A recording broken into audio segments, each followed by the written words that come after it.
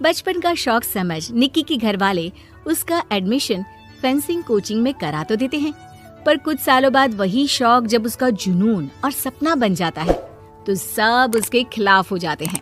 और लड़की के हाथ में तलवार दो ना, अब मैडम तलवारबाज बनना चाहती है। बच्ची का शौक समझ दाखिला करवा दिया, क्या पता था ये सब देखना पड़ेगा। अरे बहुत हो गई तलवारबाजी, आज से तू सिर्फ रसोई और बेलन देखेगी। पर मम्मी पापा, फेंसिंग भी फुटबॉल और क्रिकेट की तरह एक स्पोर्ट है। थोड़ी और प्रैक्टिस के बाद मुझे स्टेट, फिर नेशनल और फिर इंटरनेशनल खेलने का मौका भी मिल सकता है। निक्की की बात से भड़के हुए घर वाले आगे कुछ सुने या समझे बिना उसके घर में रहने का ऐलान कर देते हैं, जिसके कुछ हफ्तों बाद निक्की की आयुष के साथ शादी हो जाती है। ससुराल पहुंचने के कुछ दिनों बाद बहुत हिम्मत के साथ निक्की फिर वही फरियाद लिए इस बार अपनी सास के पास जाती है। मम्मी जी, क्या मैं कोचिंग दोबारा शुरू कर सकती हूँ? कैसे कोचिंग? तेरे मम्मी पापा ने तो हमें किसी कोचिंग या पढ़ाई के बारे में नहीं बताया। वो पढ़ाई नहीं, फेंसिंग की कोचिंग है। और देख, अपने अंग्रेजी के बड़े बड़े शब्द ना मुझसे ना बोला कर, सीधे सीधे बता कि ये फेंसिंग है क्या। मम्मी पापा के साथ अपने एक्सपीरियंस के बाद निक्की कोई रिस्क ना लेते हुए सास से झूठ बोल मंजूरी ले लेती है और इसी के साथ निक्की के सपनों की दुनिया शुरू हो जाती है, जिसमें अब वो सुबह उठ जल्दी जल्दी घर का सारा काम खत्म करके ज्यादा से ज्यादा समय अपनी फेंसिंग प्रैक्टिस में बिताने लगती है। इसी तरह महीने बीत जाते हैं।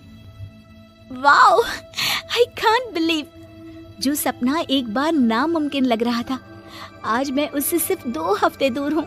निक्की, तुम बहुत अच्छा कर रही हो, बस अपने फॉर्म को खराब मत होने देना और नेशनल्स का मेडल तुम्हारे गले में आना पक्का है। इस बात को सुनकर निक्की नेशनल गेम की खुशी में झूमती हुई जैसे ही उस शाम घर पहुंचती है तो आयुष को पैर में प्लास्टर के साथ सोफे पर बैठा देख परेशान हो जाती है। ये क्या, कैसे हुआ? किसी ने मुझे फोन क्यों नहीं किया? ऑफिस से आते हुए रास्ते में किसी ने टक्कर मार दी, इसलिए बहू कल से इसके ठीक होने तक तो कोचिंग से छुट्टी ले ले, डॉक्टर ने पूरा बेड रेस्ट बोला है। पति की हालत और सास की बात से हैरान परेशान निक्की आगे कुछ बोले बिना अपने कमरे में चली जाती है। अब मैं क्या करूंगी? दोनों तरफ मेरी जिम्मेदारी है, अगर एक भी पूरी नहीं की तो लाइफ में दोबारा सुकून की सांस नहीं ले पाऊंगी। सच बता दूं क्या? नहीं, अगर इन्होंने भी घर में कैद कर लिया तो बचा कुचा मौका भी खो दूंगी। भगवान, आपने मुझे कहाँ फंसा दिया। मन ही मन ये सब सोचते हुए निक्की घर के काम और पति की सेवा में लग जाती है। इसी तरह 1 हफ्ता बीत जाता है।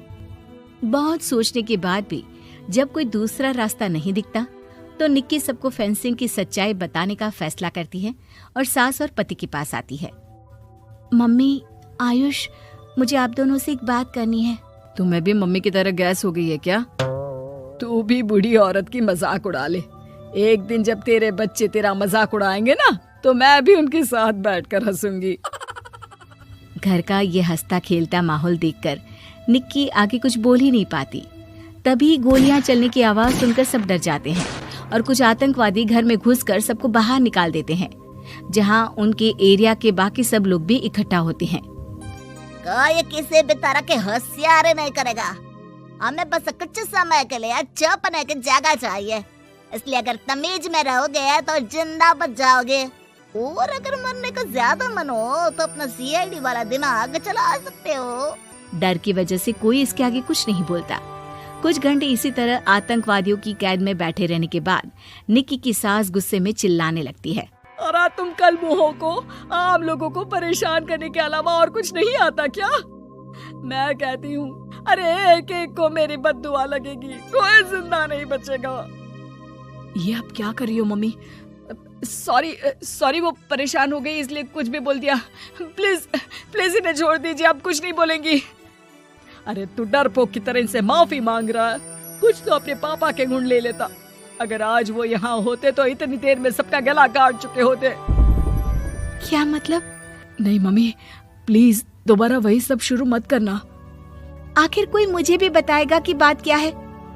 तेरे ससुर जी अपने समय के सबसे बेहतरीन और उम्दा तलवारबाज थे। कोई कितनी भी बड़ी बंदूक या कितने भी ज्यादा हथियारों के साथ उनके सामने क्यों ना आ जाए, सबको एक एक करके चित कर देते थे। वाह, ससुर जी और क्या क्या करते थे? निक्की का इंटरेस्ट देख सास उसे ससुर जी और उनकी तलवारबाजी की कहानियां सुनाने लगती है, जिन्हें बहुत देर तक सुनने के बाद अपने आप को रोक ना पाते हुए निक्की आखिर उनसे तलवार के बारे में पूछ ही लेती है। मम्मी जी, क्या पापा जी की वो तलवार आज भी आपके पास है? अरे इन्होंने अपने बेटे से ज्यादा उस तलवार से प्यार किया है तो फेंक कैसे देती, संदूक में संभाल कर रखी है।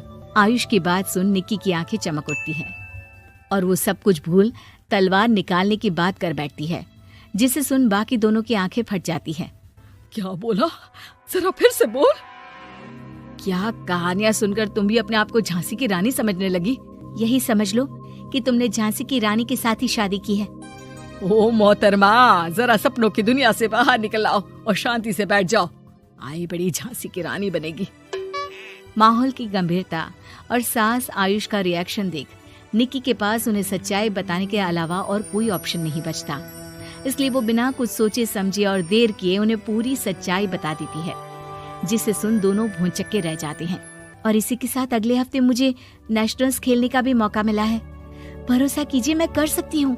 निक्की की बातों से अभी तक सदमे में बैठे आयुष और सास उनकी तबीयत खराब होने का बहाना बनाते हैं और दवाइयाँ लाने के बहाने घर के अंदर जाने की बात करते हैं, जिस पर एक आतंकवादी भी उनके साथ घर के अंदर जाता है। निक्की दवाइयाँ लेने के बाद बाथरूम का बहाना बनाकर सास के कमरे में पहुंच जाती है। अब क्या बाथरूम भी साथ चलोगे? यहीं कमरे में रुको। 5 मिनट में बाहर नहीं आई तो अंदर आकर सारी गालियां सिर में उतार दूंगा। निक्की बाथरूम के अंदर चली जाती है। अब क्या करूं?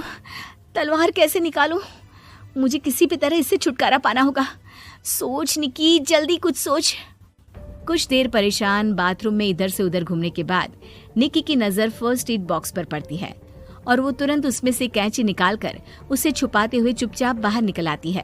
हो गया तुम्हारा सारा नाटक खत्म, अब चुपचाप ये दवाइयाँ उठाकर बाहर चलो। ऐसा बोलकर जैसे ही आतंकवादी मुड़ता है, निक्की तुरंत उसकी गर्दन पर कैंची से वार कर देती है और उसकी बंदूक हाथ में लिए संदूक से तलवार निकालने लगती है, जिसके कुछ देर बाद वो घर के पीछे वाली खिड़की से बाहर निकलकर छुपकर एक एक करके सब आतंकवादियों पर वार करके उन्हें घायल कर देती है। अब सारे पब्लिक की कैद में आ जाते हैं। ये सब देखकर आयुष और सास के साथ सारे लोग दंग रह जाते हैं। सास का सर गर्व से ऊंचा हो जाता है। मेरी बहू सिर्फ नेशनल्स नहीं, इंटरनेशनल भी खेलेगी। हाँ।